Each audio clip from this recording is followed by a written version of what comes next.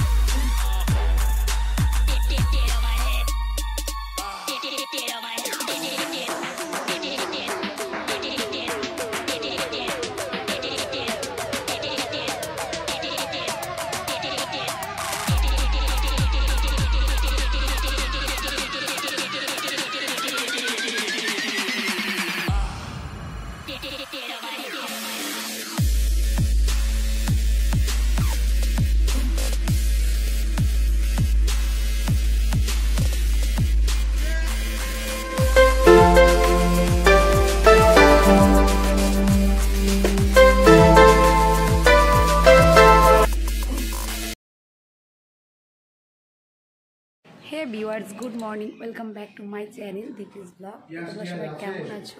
আশা করছি সবাই ভালো আছো, সুস্থ আছো। আমি কিন্তু বেশ ভালো আছি। এখন হচ্ছে শীতের সকাল, যত সকাল সকাল কাচবো তত তাড়াতাড়ি শুকোবে। আর এদিকে কিন্তু সূর্যি মামাও কিন্তু বেশ সুন্দরভাবে উঠে পড়েছে। আজকে রৌদ্রটাও কিন্তু বেশ কড়া করেছে। তো সকাল সকাল কেচে টেচে নিয়ে এখানে আমি চলে এসেছি মেলতে। এখন এই জামা কাপড়গুলো মেলে দিব। জামা কাপড় অর্ধেকটাও মেলা হয়নি, তার মধ্যে আমার ডিঙ্কু বাবা উঠে পড়েছে। আর দেখো এসে নিয়েই কোলে।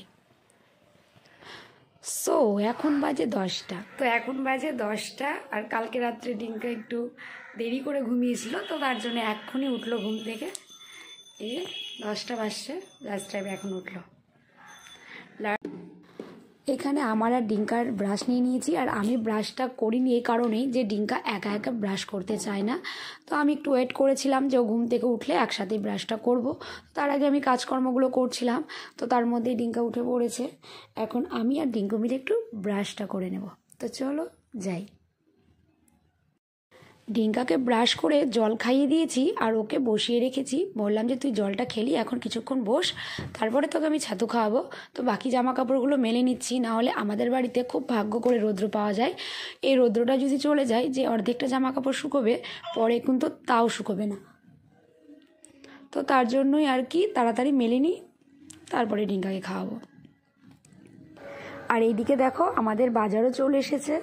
সব বাড়িতে আনাই ছিল, বাট শুধু মাংস, লঙ্কা, পেঁয়াজ, আদা যেগুলো ছিল না বাড়িতে সেগুলোই তোমার দাদাভাই এখন নিয়ে এলো। আর মাংস আনার আজকে একটা বিশেষ কারণ আছে, সেইটা হলো আমাদের বাড়িতে কিছু গেস্ট আসবে। তো তোমরা দেখতে থাকো কে গেস্ট আসছে। তো এখানে দেখো আমাদের বাড়িতে কিন্তু অলরেডি সবই আনা ছিল। পেঁয়াজ কলি, তারপরে পেঁপে, বেগুন, টমেটো, করলা, তো এইখানে সবই আনা আছে। তো আমি বেশি কিছু আনতে বারণই করেছিলাম, পেঁয়াজ রসুনও ছিল, তো তবুও নিয়ে এসেছে। তো যাই হোক, ভালোই হয়েছে নিয়ে এসেছে। তো বেশি করে পাকোড়া করতে হবে, তো পাকোড়া করার জন্য পেঁয়াজ লাগবে। তো আমাদের বাড়ির গেস্ট বলতে রিম্পাদেরই আসার কথা ছিল। আসলে আমার দেওর ছুটিতে বাড়িতে এসেছে, তো যে কারণে আমি নিমন্ত্রণ করেছিলাম। অনেক দিন ধরেই ভাবছিলাম যে নিমন্ত্রণটা করব, বাট হয়ে উঠছিল না।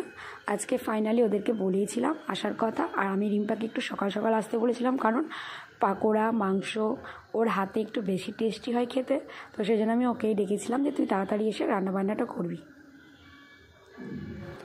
আমি এসেছি একটুখানি দোকানে কিছু জিনিস নিতে। তো চলো কী জিনিস নিচ্ছি দেখাচ্ছি। কাকিমা, কাকিমা, কাকিমা, ছিল না এই দুটো জিনিস, বেসন আর চালের গুঁড়ো।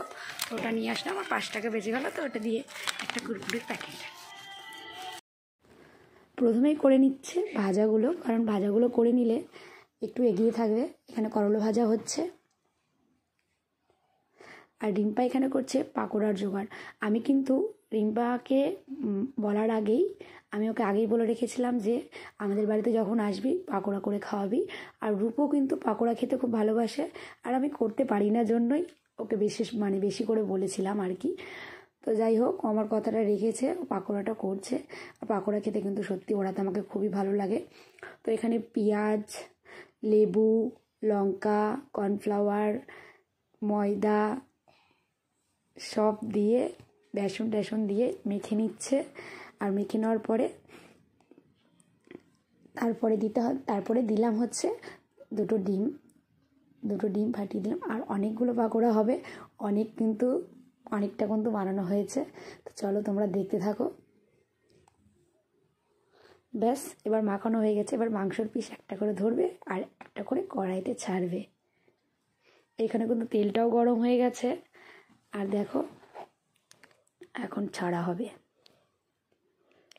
আর আগে থেকে কিন্তু মাংসর আলুটা ভেজে রেখেছে যাতে পরে অসুবিধা না হয়। আর এই যে দেখো, আমাদের রাঁধুনি রান্না করছে, কি স্মাইল। আর এদিকে কিন্তু ভাতটাও বসিয়ে দেওয়া হয়েছে। যত তাড়াতাড়ি হবে তত তাড়াতাড়ি ভোজন করতে পারবো আর কি। সো দেখো হয়ে গেছে। আর আমরা কিন্তু দুজনেই পাকোড়া নিয়ে আগে বসে পড়েছি, কারণ বাড়িতে এখন কেউ নেই। ব্যাস, পাকোড়া খেয়ে এদিকে আমি মাংসর মশলাটা করতে বসেছি। আর আমাকে খুব হাসাচ্ছিল, সেই জন্য আমি দাঁত বের করে খুব হাসছিলাম। এখানে সব ভেজে রেখে দিয়েছি, রূপও এখনও পর্যন্ত আসেনি, তো সেই জন্যই আর কি। আর এখানে মাংসর মশলাটাও কষানো হচ্ছে। মাংসটা হয়ে গেলেই কিন্তু হয়ে যাবে, আমাদের রান্নাবান্না কমপ্লিট। আর এদিকে দেখো, দুটো মিলে খেলছে।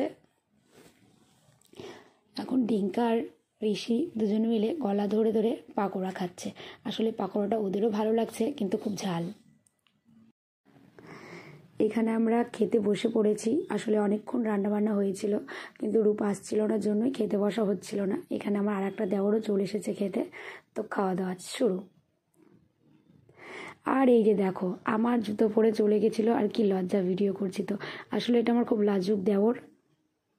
এই যে দেখো, আমার চটি পড়ে গেছিলো।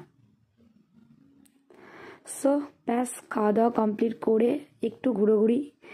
আসলে বিকেলবেলা আমাদের এই ছাদে আসা হয় না, কারণ প্রচুর দূর ঘুরে আসতে হয়। এই রাস্তাটা দিয়ে ঘুরে পুরো একদম বাড়ির উপর দিয়ে আসতে হয় নিজেদের ছাদে। আর এখানে আমাদের কাজ হচ্ছিল, পাঁচিরটা দেওয়া কমপ্লিট হচ্ছিল, রিম্পাও ভিডিও করছে। আর এই যে দেখো, আমাদের পানির গাছগুলো নিচ থেকে দেখা যায় না, কত পানির গাছ দেখেছো। আর এই ছাদটা নতুন করে আবার রিপেয়ারিং করা হয়েছে, মানে এই নিচে যেগুলো ভাড়া থাকছে তাদের জন্যই, আর বিশেষ করে আর কি। আর এখানে দিনের বেলাতে উঠছিল একটা ফানুস, দেখেছো, দিনের বেলাতেও মানুষ ফানুস ওড়াচ্ছে। তো যাই হোক, এখানে আমাদের একটা মন্দির আছে, মানে আমাদের বলবো না, আমরা যে বাড়িটাতে ভাড়া থাকি সেই বাড়িরই মন্দির আর কি। কিন্তু কোনোদিন পুজো টুজো দিতে আসা হয়নি, কোনোদিন দেখাও হয়নি। আজকে তোমাদের সাথে আমিও দেখে নিলাম পুরোটা ভালো করে। তো যাই হোক, আমি আমার ভিডিওটি এখানেই এন্ড করছি। দেখা হচ্ছে আবার নেক্সট ব্লগে। তো চলো, টাটা বন্ধুরা, সবাই ভালো থেকো, সুস্থ থেকো। আর আমার নেক্সট ব্লগের জন্য তোমরা সবাই অপেক্ষা করো। আর আমার ভিডিওটিতে কিন্তু একটা লাইক, অবশ্যই কমেন্ট, আর আমার চ্যানেলটিকে